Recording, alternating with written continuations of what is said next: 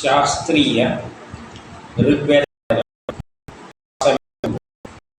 നമ്മൾ 33 മണ്ഡലം 1 അധ്യായം 3. അപ്പോൾ ഇതിലെ ദേവതയും ഇന്ദ്രനാണ്. ഋഗ്വേദത്തിലേക്ക് കടക്കുമ്പോൾ തന്നെ പറയേണ്ട ഒരു കാര്യമാണ്. അത് പറഞ്ഞുകൊണ്ട് മുന്നോട്ടേക്ക് പോകാം. വേദങ്ങളിലെ 4 വേദങ്ങളിലും ഉപനിഷത്തിലും പുരാണമെന്ന് പറഞ്ഞാൽ കഥ ഫോമാണ്. അപ്പം അത് വിടുക, കഥാരൂപത്തിലൊക്കെ ആൾക്കാർക്ക് മനസ്സിലാവും. അപ്പം 4 വേദങ്ങളിലും ഉപനിഷത്തിലും പറഞ്ഞ് ജനത്തിന് മനസ്സിലാക്കാൻ പറ്റുന്ന വിധത്തിലുള്ളത് ഉപനിഷത്തുകൾ തന്നെയാണ്. ഇപ്പോൾ ഉപനിഷത്ത് പഠന ക്ലാസ് എന്ന് പറയുന്നത് നമ്മൾ പറയുന്ന കാര്യങ്ങളൊക്കെ കുറച്ചൊന്ന് ശ്രദ്ധിച്ചു കഴിഞ്ഞാൽ ആർക്കും മനസ്സിലാവുന്ന കാര്യങ്ങളാണ്. അത്ര വലിയ പ്രയാസമുണ്ട്. പിന്നെ അതിൽ ആത്മീയ ബ്രഹ്മത്തെ പറ്റിയെല്ലാം പറയുമ്പോൾ കുറച്ച് ശ്രദ്ധയോടുകൂടി ചിന്തിച്ചു കഴിഞ്ഞാൽ മനസ്സിലായാലും ഭാഷയുടെ കുഴപ്പമൊന്നും അവിടെ വരുന്നില്ല. നമ്മൾ തന്നെ ഒന്ന് മനസ്സിലാക്കി ബുദ്ധിയിലൊക്കെ ഒന്ന് ചിന്തിച്ചു കഴിഞ്ഞാൽ ഈശ്വരനെ ഒന്നും മനസ്സിലാക്കാൻ വലിയ പാടില്ല. എന്നാലും 100% മനസ്സിലാവില്ല. അപ്പം ആ നിലയിൽ മനസ്സിലാക്കാൻ പാടുള്ളൂ. പിന്നെയുള്ള 4 വേദങ്ങളിൽ അഥർവവേദമാണ് കുറച്ചുകൂടി എളുപ്പത്തിൽ പറഞ്ഞാൽ മനസ്സിലാകും.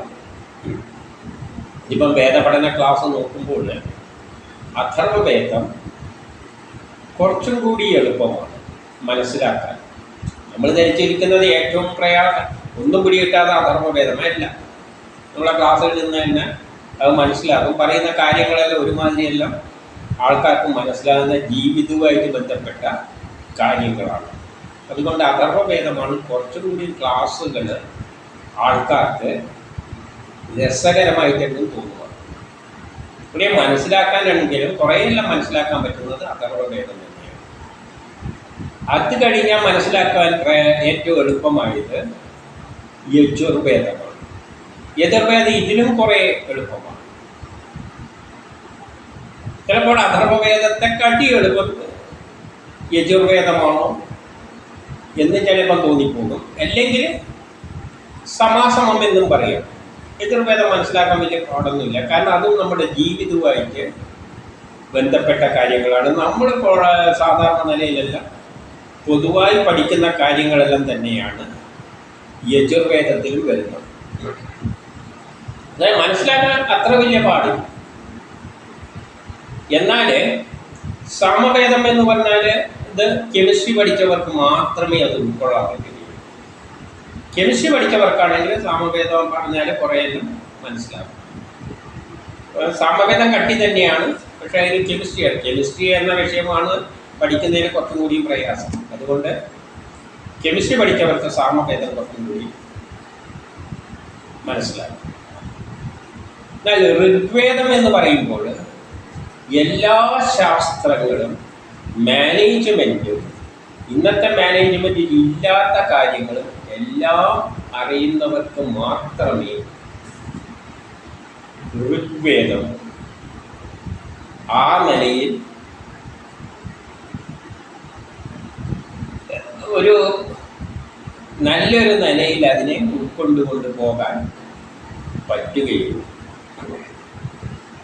അതായത് എല്ലാ എൻജിനീയറിങ്ങും മെഡിസിനും കണ്ടെത്താനിരിക്കുന്നതുമായ അതേസമയം മാനേജ്മെൻറ്റ് സബ്ജക്റ്റുകളും രാഷ്ട്രീയവും എല്ലാ കാര്യങ്ങളും അറിയുന്ന ആൾക്കാർക്ക് മാത്രമേ ഋഗ്വേദം ആ ഒരു രസത്തിൽ മനസ്സിലാക്കിക്കൊണ്ട് പോകാൻ പറ്റുകയുള്ളൂ. അതുകൊണ്ട് കാരണം അതിലുള്ള വിഷയം പ്രപഞ്ചത്തിലെ എല്ലാ കാര്യങ്ങളും ചുരുക്കി പറഞ്ഞിരിക്കുകയാണ്.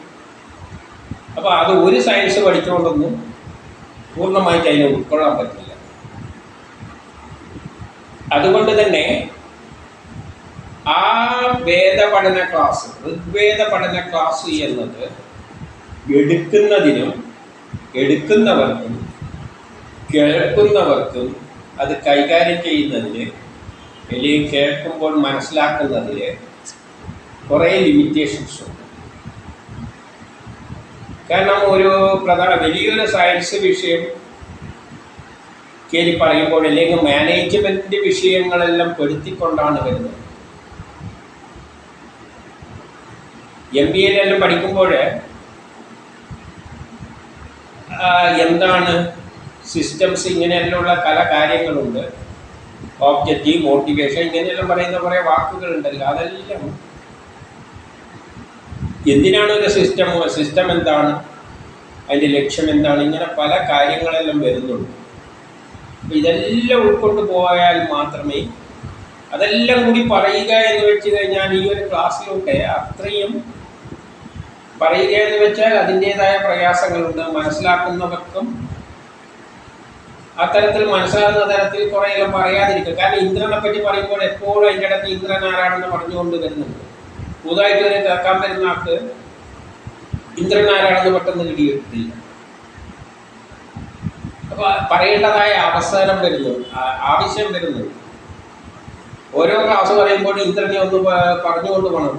പുതുതായിട്ട് ഒരാൾ കേൾക്കുകയാണെങ്കിൽ എന്താ ഈ പറയുന്നതെന്ന് വെച്ചിട്ട് അതിൻ്റെതായ വിഷമങ്ങളുണ്ട്. അപ്പോൾ ഋഗ്വേദം എടുക്കുക എന്ന് പറയുന്നത്, അതേസമയം ബ്രഹ്മം തൊട്ട് കൂട്ടൽ എന്ന് പറയുന്നത് ഞാൻ എല്ലാ വേദത്തിലൂടെയും പോയിട്ടുണ്ട്, അത് വളരെ ഭംഗിയായിട്ട് പോയിട്ടുണ്ട്.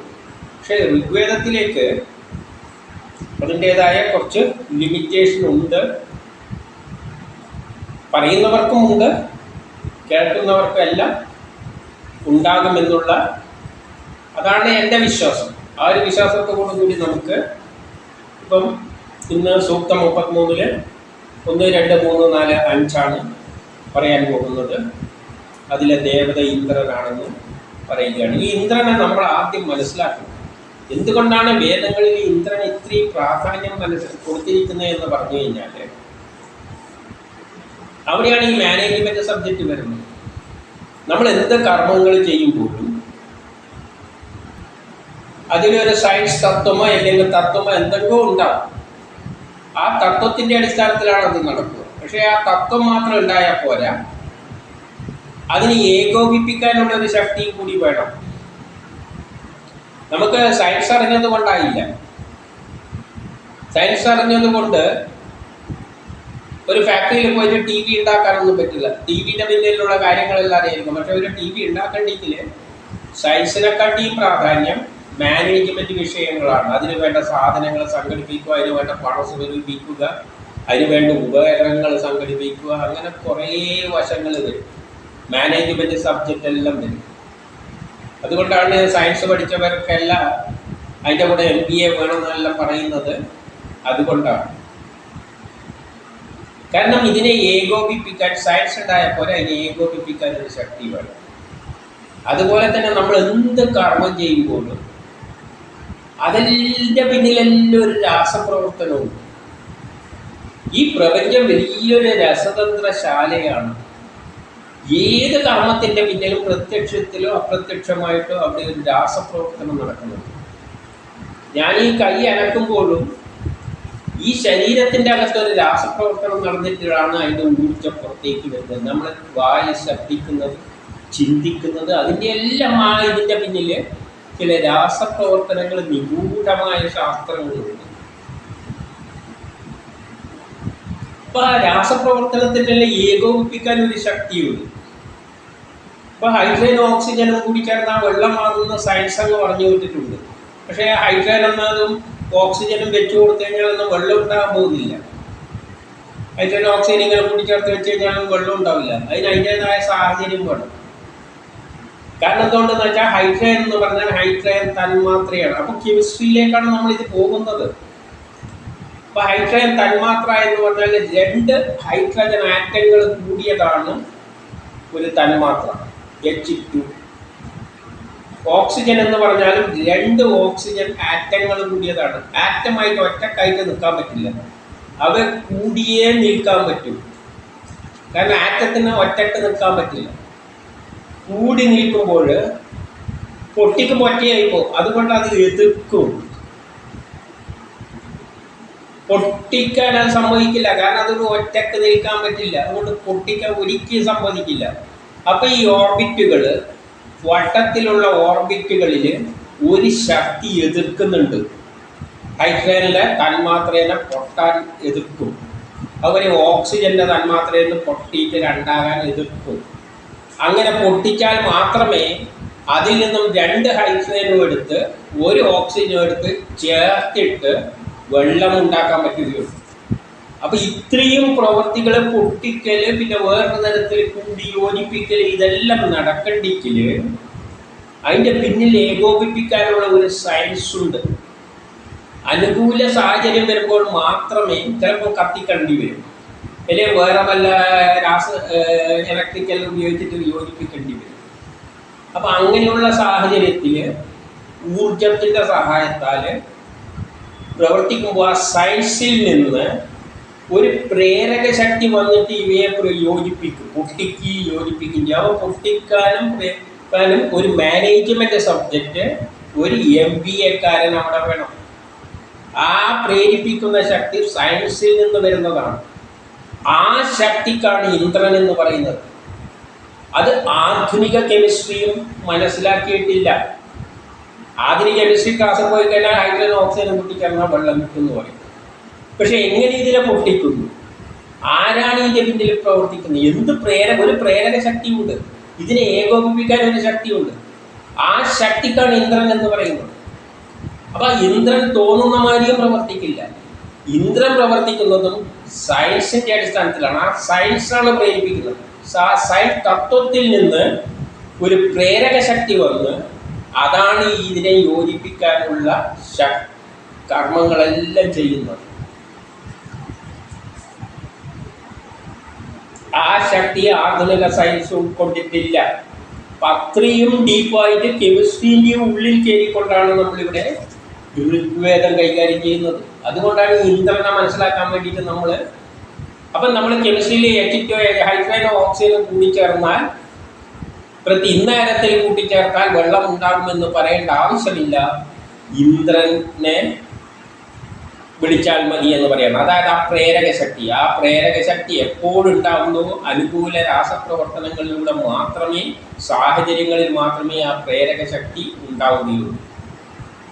ഇന്ദ്രനെ വിളിക്കുക എന്ന് പറയുമ്പോൾ ഇന്ദ്രനും സയൻസ് തത്വം അംഗീകരിച്ച് മാത്രമേ പ്രവർത്തിക്കുകയുള്ളൂ. അപ്പോൾ അവിടെ ഒരു പ്രേരക ശക്തിയുണ്ട്, അതാണ് ഇന്ദ്രൻ എന്ന് മനസ്സിലാക്കണം. ഇനി അത് വെച്ചുകൊണ്ട് നമുക്ക് ഒന്നാമത്തെ മന്ത്രത്തിലേക്ക് കടക്കാം.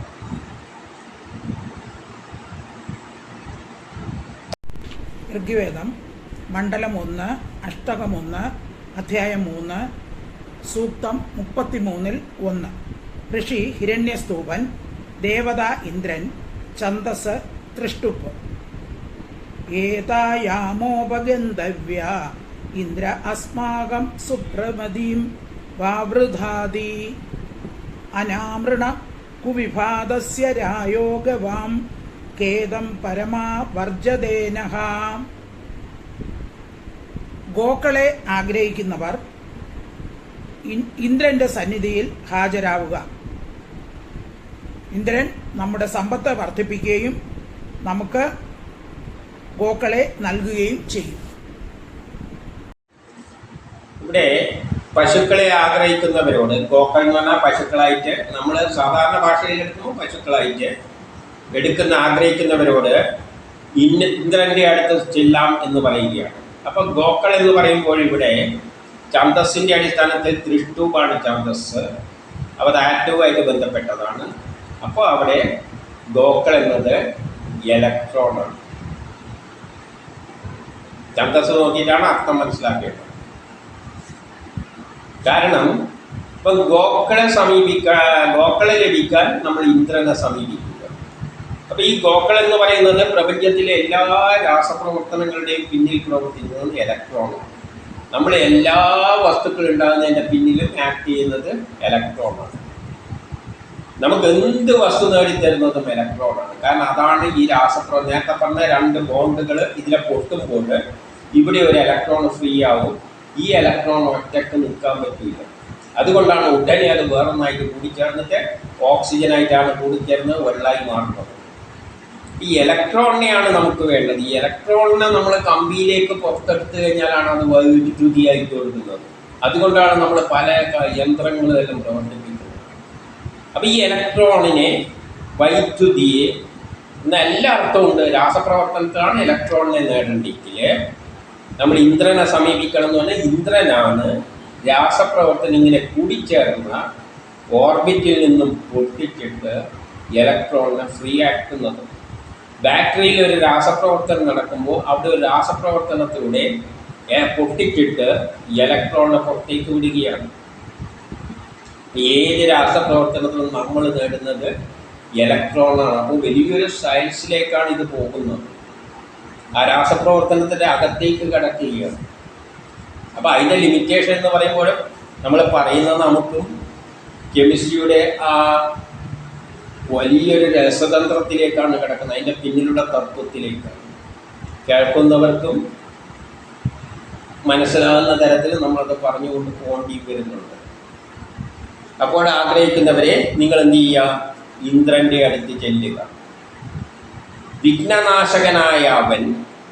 അപ്പോൾ ഈ വിഘ്നങ്ങളെല്ലാം, ഏത് രാസപ്രവർത്തനം, നമ്മൾ എന്തെങ്കിലും സാമ്പാർ ഉണ്ടാക്കുമ്പോഴും പച്ചക്കറികളെല്ലാം ഉണ്ടാകുമ്പോൾ വെള്ളത്തിൽ വെച്ച് ചൂടാക്കുമ്പോൾ അതിലുള്ള രാസവസ്തുക്കൾ ഇറങ്ങിയിട്ട് കൂടിച്ചേർന്നിട്ട് പൊട്ടിയിട്ട് പുതിയ രാസവസ്തു ഉണ്ടാകുന്നത് കൊണ്ടാണ് സാമ്പാറിന് വെണ്ടയുടെ ടേസ്റ്റ് അല്ല, പയറിൻ്റെ ടേസ്റ്റ് അല്ല, വെറും പയറിൽ നിന്ന ടേസ്റ്റ് അല്ല, പുതിയ വസ്തുക്കളായി മാറുകയാണ്. രാസപ്രവർത്തനങ്ങൾ നടക്കുകയാണ്. അവിടെ ഈ ബോണ്ടുകൾ പൊട്ടുകയാണ്, അതിൽ ഇലക്ട്രോൺ പങ്കെടുക്കുകയാണ്. അപ്പോൾ അതിനെയെല്ലാം ഇത് എതിർക്കുന്നുണ്ട്. പൊട്ടാൻ സമ്മതിക്കില്ല. കാരണം പൊട്ടിപ്പോയാൽ ഇലക്ട്രോൺ ഒറ്റക്കായി പോകും. അങ്ങനെ അതിന് നിൽക്കാൻ പറ്റില്ല. വേറെ ഏതെങ്കിലും കൂട്ടി അത് കിട്ടിയെങ്കിലേ അത് പൊട്ടുകയുള്ളൂ. അപ്പോൾ അതെല്ലാം നമ്മൾ അറേഞ്ച് ചെയ്ത് കൊടുക്കണം അതിന് തരത്തിൽ. അതിനാണ് ഇന്ദ്രൻ അവിടെ നിൽക്കുന്നത്. ആ പൊട്ടാൻ എതിർക്കുന്നതിനാണ് വൃത്രാസുരൻ. അത് കുറച്ചങ്ങോട്ടൊന്നും പറയുന്നുണ്ട്, അതിലേക്ക് ഞാൻ ഇപ്പം ചാടി വീഴുന്നില്ല. അപ്പോൾ തടസ്സങ്ങൾ ഉണ്ടാക്കുന്നുണ്ട്. അരി വേകുന്നതിന് തടസ്സമുണ്ട്. അപ്പോൾ അഗ്നിയും വെള്ളവും എല്ലാം ഉപയോഗിച്ചിട്ട് ഇന്ദ്രൻ അതിൻ്റെ അകത്തുള്ള അരിൻ്റെ അകത്ത് പൊട്ടിച്ച് എല്ലാം ചെയ്തിട്ടാണ് അതിനെ പകം വരുത്തുന്നത്. അവിടെ ഒരു യുദ്ധം നടക്കുകയാണ്. അപ്പോൾ ഇന്ദ്രനാണ് അവിടെ നമ്മളെ സഹായിക്കുന്നത്. എന്നിട്ട് അതെന്ത് ചെയ്യുന്നു? അവൻ നമുക്ക് സമ്പത്ത് വർദ്ധിപ്പിക്കുന്നു. അങ്ങനെയുള്ള ഇന്ദ്രൻ്റെ പ്രവർത്തനങ്ങളിലൂടെയാണ് നാം പുതിയ പുതിയ വസ്തുക്കൾ ഉണ്ടാക്കുന്നതും ലോക പുരോഗതി നേടുന്നതും സമ്പത്ത് നേടുന്നതും. നമുക്ക് ഗോക്കളോടുള്ള ആശ, നമുക്ക് ഗോക്കളെ ആഗ്രഹിക്കുന്നു, അത് നമുക്ക് സാധിപ്പിച്ചു തരുന്നു. ഗോക്കൾ എന്ന് പറഞ്ഞാൽ ഇവിടെ വൈദ്യുതിയാകാം, അല്ലെങ്കിൽ രാസപ്രവർത്തനത്തിലൂടെ ഇലക്ട്രോണുകളെ വേർപെടുത്തിയിട്ട് പുതിയ വസ്തു ഉണ്ടാക്കാൻ പ്രേരിപ്പിക്കുന്നു. കുറച്ച് ലിമിറ്റേഷൻ ഉണ്ട്, അത് വെച്ച് തന്നെയാണ് പറയുന്നത്. ഇനി രണ്ടിലേക്ക്. ഋഗ്വേദ മണ്ഡലം 1 സൂക്തം 33-2. ഉപേദഹം ധനതാം അപ്രതീതം ജുഷ്ടാം നശേനോ വസതിം പതാമി ഇന്ദ്രം നമസ്യൻ ഉപമേഭിരർഹൈര്യ സ്തോതൃഭ്യോ ഹവ്യോ അസ്തി യാമന്. യുദ്ധത്തിൽ ആരെ സ്തോതാവ് വിളിക്കുന്നുവോ ആ ഇന്ദ്രനെ ആർക്കും നേരിടുവാൻ കഴിയുകയില്ല. ഞാൻ ധനദാതാവായ ഇന്ദ്രനെ സ്തോത്രങ്ങളാൽ പൂജിച്ചുകൊണ്ട് ആഗ്രഹം നിലനിർത്തുന്നു. പറയുകയാണ്, നമ്മളൊരു കർമ്മം ചെയ്യുമ്പോൾ നമ്മൾ അപ്പോൾ ആരെയാണ് വിളിക്കുന്നത്? ഇന്ദ്രനെയാണ് വിളിക്കുന്നത്. ഇന്ദ്രനാണ് ആ രാസപ്രവർത്തനത്തിൽ ഏകോപിപ്പിക്കുക. ചോറ് വെക്കാൻ വെള്ളവും അരിയും എടുത്ത് പാത്രത്തിലിട്ട് തീയും കൊടുത്തു കഴിഞ്ഞിട്ട് നമ്മൾ ഇന്ദ്രനെയാണ് വിളിക്കുക. അപ്പം ഇന്ദ്രൻ വന്നോളും. വന്നിട്ട് ആ അരിൻ്റെ അകത്തുള്ള ബോണ്ടുകളെ, ഇതേമാതിരിയുള്ള കെട്ടുകളെ പൊട്ടിച്ച് മാറ്റിയിട്ട് പുതിയ വസ്തുവാക്കിയിട്ടാണ്, അതിൻ്റെ ഘടനയിൽ മാറ്റം വരുത്തിയിട്ടാണ് പദമുള്ള ചോറായിട്ട് മാറുന്നത്. അപ്പം നമ്മൾ ആരെയാണ് വിളിക്കുന്നത്? ഇന്ദ്രനെയാണ് വിളിക്കുന്നത്. അങ്ങനെ ആ ഇന്ദ്രനെ വിളിച്ചു കഴിഞ്ഞാൽ ആ ഇന്ദ്രനെ തടുക്കാൻ ആർക്കും പറ്റില്ല, അരിക്കും പറ്റില്ല. അരി ആദ്യം മസിൽ പിടിച്ചു വെക്കും, ഞാൻ വെന്ത് തരില്ല. എന്നാലും ഇന്ദ്രൻ വന്നിട്ട് അതിനെ സോഫ്റ്റാക്കി മാറ്റും. ഇരുമ്പ് എത്ര കട്ടിയാണെങ്കിലും നല്ലോണം ചൂടാക്കിയിട്ട് അടിക്കുമ്പോൾ ഇന്ദ്രൻ അതിൻ്റെ അകത്ത് കയറിയിട്ട് അതിനെ നല്ല വെള്ള രൂപത്തിലാക്കി മാറ്റും. അതിനെ ഏകോപിപ്പിക്കുന്ന ശക്തി, ആ സയൻസിൻ്റെ പിന്നിലുള്ള പ്രേരക ശക്തി. ഞാൻ ധനദാതാവായ ഇന്ദ്രനെ സ്തോത്രങ്ങളാൽ പൂജിച്ചുകൊണ്ട്. അപ്പൊ ആ ഇന്ദ്രനെ എന്ത് വേണം? നമ്മൾ സ്തോത്രങ്ങളിലൂടെ സമീപിക്കണം. സ്തോത്രങ്ങൾ എന്ന് പറഞ്ഞാൽ സയൻസ് തത്വങ്ങളെ, അനുകൂലമായ സയൻസ് തത്വത്തിലൂടെ ഇന്ദ്രനെ വിളിച്ചാൽ മാത്രമേ ഇന്ദ്രൻ എന്ത് ചെയ്തു തരുള്ളൂ? അതിനെ ശരിയാക്കി തരികയുള്ളൂ, നമ്മുടെ ആഗ്രഹം സാധിപ്പിച്ചു തരികയുള്ളൂ. ഉദാഹരണമായിട്ട് നമുക്ക് അരി വേണം, അരിയിലെ ചോറ ഉണ്ടാക്കണം. അരിയും വെള്ളവും ഇട്ട് കൊടുത്തു, എന്നിട്ട് കുറച്ചൊന്ന് ചൂടാക്കി കൊടുത്തു കഴിഞ്ഞാൽ ഇന്ദ്രൻ അതിനെ ചോറൊന്നും ആക്കില്ല. അല്ലെങ്കിൽ വെള്ളം തിളപ്പിക്കണം, പാത്രത്തിൽ വെള്ളം എടുത്ത് കുറച്ച് തീ കൊടുത്തു കഴിഞ്ഞാൽ തിളക്കൊന്നുമില്ല. തിളക്കണ്ടെങ്കിൽ 100 ഡിഗ്രി തക്കവണ്ണമുള്ള ഊഷ്ണം ചൂട് കൊടുക്കണം. അതാണ് സയൻസ്.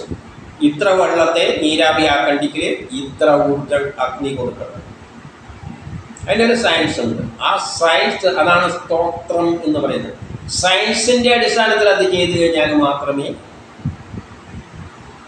ഇന്ദ്രൻ ചെയ്യുകയുള്ളൂ. ഇപ്പോൾ ഒരു ഐസിനെ നമ്മളോട്ട് ഉരുക്കണ്ടെങ്കിൽ കുറച്ച് തീ എടുത്തിട്ട് കൊടുത്താൽ മതി, ഐസ് ഉരുക്കും. പക്ഷെ അതേ തീ എടുത്തിട്ട് ഇരുമ്പിനെ ഉരുക്കണം എന്നും പറഞ്ഞുകൊണ്ട് കൊടുത്തു കഴിഞ്ഞാൽ ഇന്ദ്രൻ ഇരുമ്പിനെ ഉരുക്കാൻ പോകുന്നില്ല. ഇരുമ്പിനെ ഉരുക്കണ്ടെങ്കിൽ അതിനുള്ള തൊട്ട് കൊടുത്താൽ ഇന്ദ്രൻ ഉരുക്കും. അപ്പൊ ഇന്ദ്രൻ ഇടപെടണ്ടെങ്കിൽ സയൻസിന്റെ സ്തോത്രത്തിന്റെ അടിസ്ഥാനത്തിൽ നമ്മൾ ഇന്ദ്രനെ സമീപിച്ച ഇന്ദ്രൻ അത് ചെയ്തു തരും. കെമിസ്ട്രിയെല്ലാം പഠിച്ചവർക്ക് ഇത് പെട്ടെന്ന് മനസ്സിലാവും എന്താ പറയുന്നത്. പക്ഷെ അല്ലാത്തവർക്ക് ഇനി മൂന്നാമത്തെ മന്ത്രത്തിലേക്ക്. ഋഗ്വേദ മണ്ഡലം 1 സൂക്തം 33-3. നിസ്സർവസേന ഇഷുധീം രസക്തസമര്യോ ഗാ അജ തിയസ്യ വഷ്ടി ചോഷ്കൂയമാണ ഇന്ദ്രപൂരി വാമം മാപണിർഭൂർ അസ്മദധി പ്രവൃത്ത. സൈന്യങ്ങളോടുകൂടിയ ഇന്ദ്രൻ സ്തോതാവിൻ്റെ പക്ഷത്ത് നിന്നുകൊണ്ട് തൂണീരം മുറുക്കിയിരിക്കുന്നു. ഇന്ദ്രൻ ഗോക്കൾ മുതലായ ധനം നൽകുന്നതിൽ സമർത്ഥനാണ്. ഞങ്ങളോട് വിനിയമം നടത്തരുതേ എന്ന് ഇന്ദ്രനോട് അഭ്യർത്ഥിക്കുന്നു. സൈന്യങ്ങളോടുകൂടി, അപ്പൊ ഇന്ദ്രൻ വരുമ്പോൾ എല്ലാ സജ്ജീകരണോടുകൂടി വന്നോളും.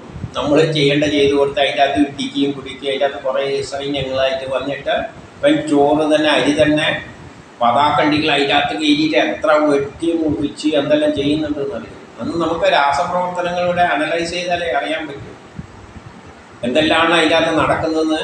വലിയൊരു മൈക്രോസ്കോപ്പെല്ലാം വെച്ച് അതിൻ്റെ അകത്ത് കയറി നോക്കാൻ പറ്റുമെങ്കിൽ, അല്ലെ ഇലക്ട്രോണിക്സ് ഉപകരണമെല്ലാം വെച്ച് മനസ്സിലാക്കി കഴിഞ്ഞാൽ അതിൻ്റെ അകത്ത് നടക്കുന്ന കാര്യങ്ങളെല്ലാം അറിയാൻ പറ്റും. എന്തെല്ലാം ഘടനാപരമായ മാറ്റങ്ങളാണ് ഈ അരിൻ്റെ അകത്ത് സംഭവിക്കുന്നത്. അത്രയും കർമ്മങ്ങൾ എന്ത് ചെയ്യുന്നു? നമ്മുടെ പക്ഷത്ത് നിന്നുകൊണ്ട് ഇന്ദ്രൻ ചെയ്തു തരും. നമുക്ക് വേണ്ടി ഇന്ദ്രനാണ് അവിടെ ആ കർമ്മങ്ങൾ ചെയ്യുന്നത്.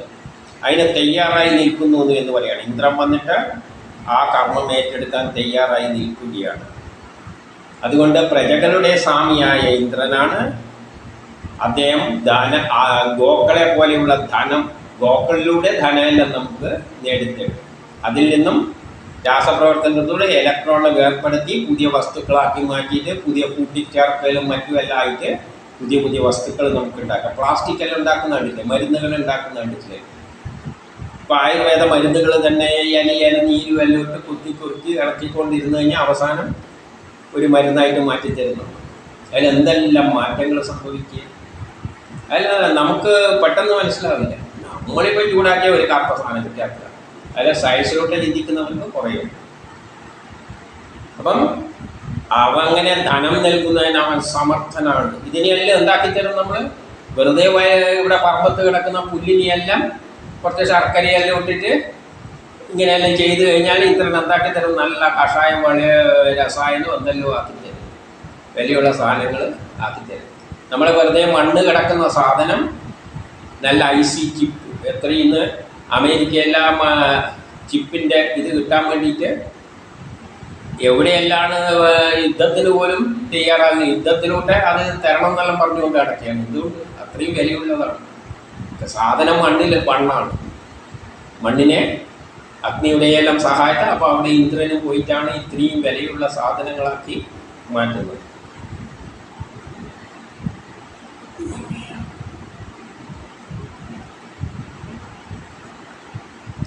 ഇനി 4-ാമത്തെ ഋഗ്വേദം മണ്ഡലം 1 സൂക്തം 33-4.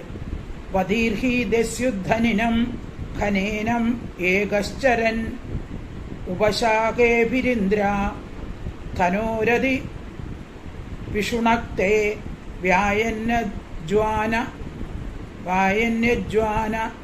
സനക പ്രേതിമീയൂ.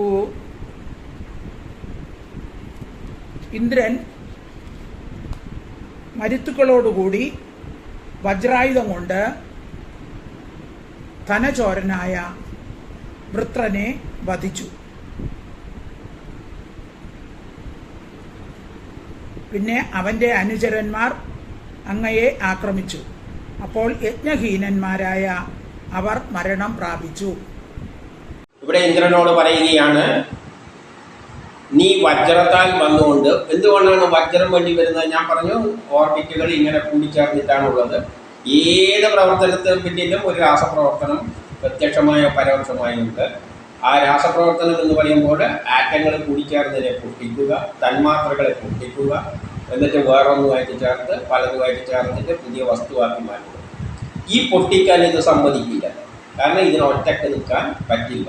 ഇലക്ട്രോൺ അപ്പം ബലം പ്രയോഗിച്ച് പൊട്ടിച്ചിട്ട് ഒറ്റക്ക് നിൽക്കാൻ പറ്റുന്നതിനെ കൊണ്ട് വേറൊന്നുമായിട്ട് ചേർക്കാൻ പറ്റും. അത് വേറൊന്നുമായിട്ട് കൂടി ചേർക്കും. അപ്പോൾ പുതിയ വസ്തുവായിട്ട് മാറും.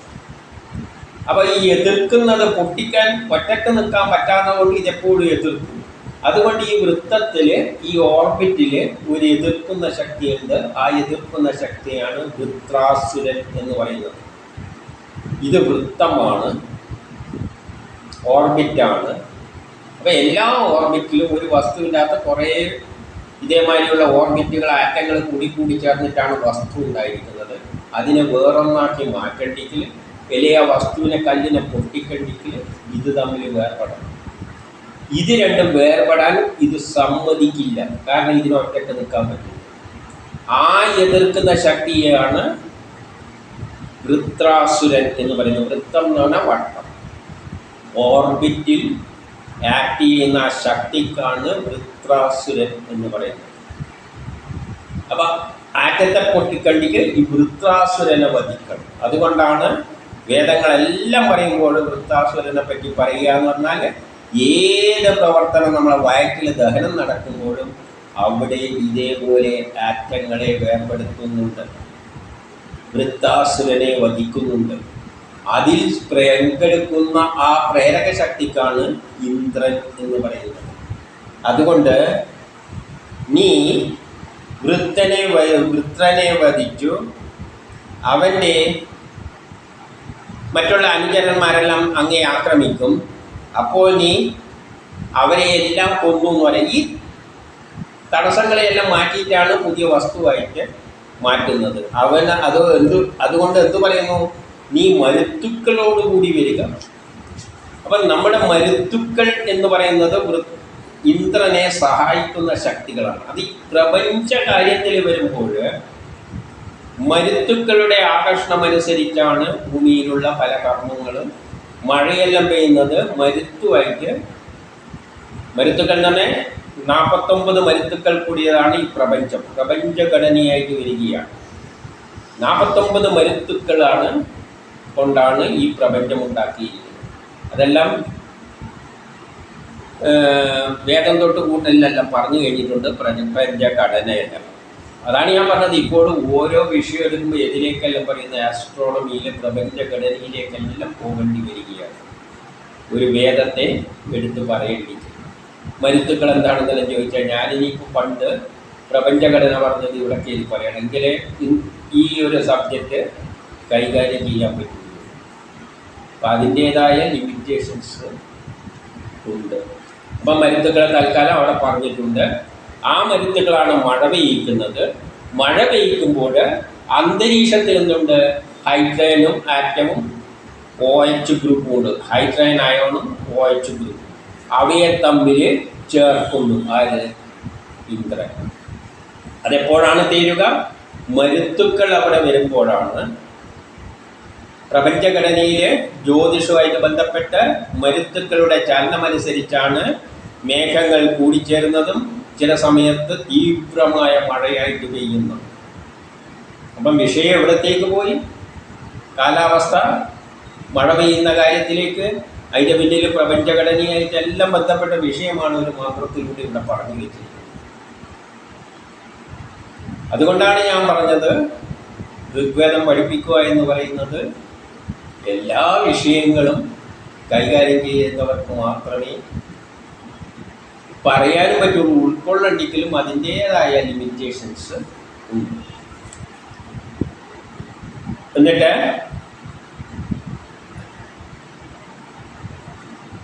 അങ്ങനെ നീ മരുത്തുക്കളെ വൃത്രനെയും വധിക്കുന്നു. അപ്പം വൃത്തൻ അവിടെ എവിടെയാണ്? മേഘങ്ങളിൽ നിന്ന് മഴ പെയ്ക്കുന്ന കാര്യമാണ് പറയുന്നത്. അതാണ് അടുത്തേലും പറയാൻ പോകുന്നത്. അഞ്ചാമത്തേലും നോക്കാം.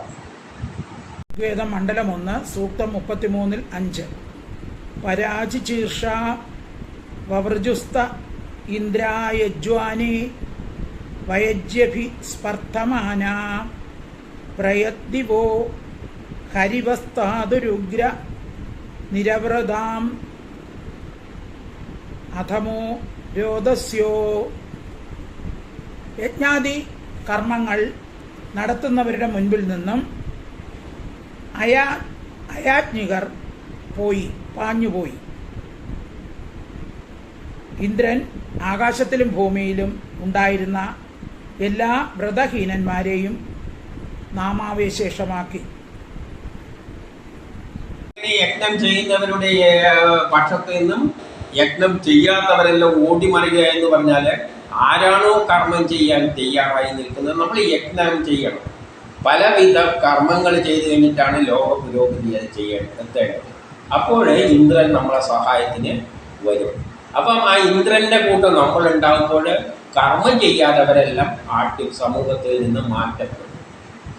ലോകം കർമ്മം ചെയ്യുന്നവരുടെ കൂടെയാണ്. അവരാണ് ലോകത്തെ മുന്നോട്ടേക്ക് നയിക്കുന്നത്. മടിയന്മാരുടെ ഒന്നും ചെയ്യാതെ എല്ലാത്തിനെയും ഇടങ്കോലിട്ട് നടക്കുന്നവരുടെ പക്ഷത്തല്ല ലോകം മുന്നോട്ടേക്ക് പോകുന്നത് കർമ്മം ചെയ്യുന്നവരിലൂടെയാണ്. അപ്പം കർമ്മം ചെയ്യുന്നവരുടെ അടുത്തേക്ക് ആരും ഉണ്ടാവും?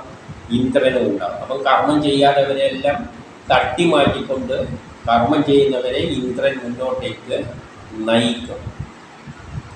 ആ അശ്വയുക്ത അവൻ അശ്വമായിട്ടാണ് വരുന്നത്. അശ്വം എന്ന് പറയുമ്പോൾ ഹോഴ്സ് പവറാണ്, കുതിരശക്തിയാണ്, ഊർജമാണ്, ബലമാണ്.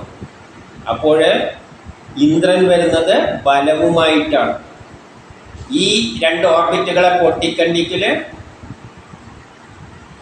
ഇന്ദ്രൻ അതിന് നേതൃത്വം കൊടുക്കുന്നു. എങ്ങനെ നേതൃത്വം കൊടുക്കുന്നു? ഒരു ബലം പ്രയോഗിച്ചിട്ട്. എന്ത് കൈമലുണ്ട്?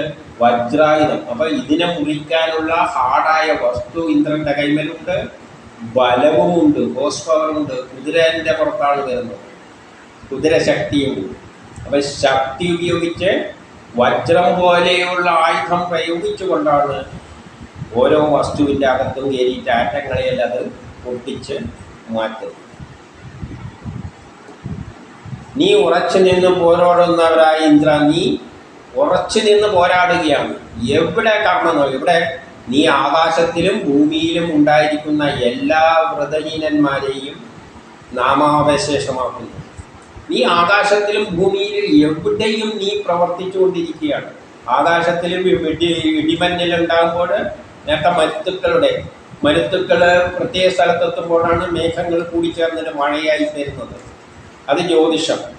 മരുത്തുകൾ എന്ന് പറഞ്ഞാൽ പ്രപഞ്ചഘടനയിൽ അവിടെ മരുത്തുകൾ ചലിച്ചുകൊണ്ടിരിക്കുന്നത്. ചില സ്ഥലത്തെത്തുമ്പോഴാണ് മേഘങ്ങളെല്ലാം കൂടിച്ചേരുമ്പോൾ ആ കൂടിച്ചേരുമ്പോൾ ഇന്ദ്രൻ അവിടെ പോയിട്ട് അതിനെല്ലാം കൂട്ടിച്ചേർത്തിട്ട് ഈ വേർപെട്ട് നിൽക്കുന്ന ഹൈഡ്രജനെയും OH ഗ്രൂപ്പിനെയെല്ലാം ചേർത്തിച്ചിട്ട് മഴയാക്കിയിട്ട് പെയ്യുന്നു. അതിനെ എതിർക്കുന്ന വൃത്രാസുരനെ വധിക്കുന്നു. അപ്പോൾ ആകാശത്തും ഇന്ദ്രൻ തന്നെയാണ് പ്രവർത്തിക്കുന്നത്. നമ്മളെ ഭൂമിയിൽ നടക്കുന്ന എന്ത് കർമ്മങ്ങളുണ്ടെങ്കിൽ അതിലും ഇന്ദ്രനാണ് പ്രവഹിക്കുന്നത്. നമ്മളെ വയറ്റിൻ്റെ അകത്ത് എന്തെങ്കിലും നടക്കുന്നത്, ശരീരത്തിൽ എന്തെങ്കിലും രാഗപ്രവർത്തനങ്ങളിലൂടെ എല്ലാം കൈയെല്ലാം ചലിപ്പിക്കുമ്പോഴെല്ലാം തന്നെ എല്ലായിടത്തുമുള്ള ശക്തി ഇന്ദ്രനാണ്. അടുത്തത് നമുക്ക് അടുത്ത ക്ലാസ്സിൽ നോക്കാം.